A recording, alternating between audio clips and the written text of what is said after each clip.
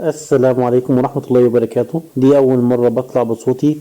بصراحة كان نفسي أعمل الحكاية دي من زمان، بس ما كانش عندي الجرأة إني أعملها. فأتمنى منكم تبعتولي أي أخطاء وقعت فيها، أي حاجة ممكن أعدلها. وشكرا لكم وآسف على الإطالة.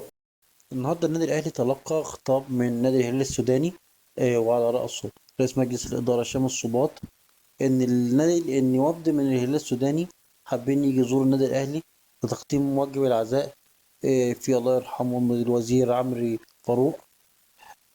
طبعا احنا عارفين ان في مشاكل حصلت السنة اللي فاتت، وصعد نادي الهلال ان هو يتقدم للفيفا او الكاف.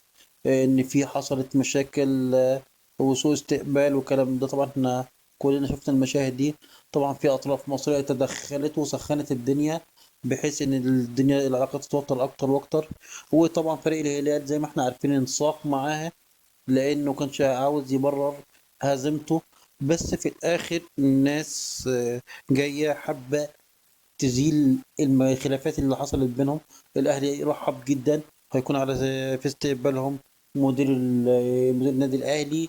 وان شاء الله الخلافات دي تزول ونبدا نفتح صفحه جديده مع بعض، بحيث ان يكون كل العلاقات مع كل الانديه علاقات جيده جدا. وده اللي دايما النادي الاهلي بيبحث عنه وبيحاول فيه،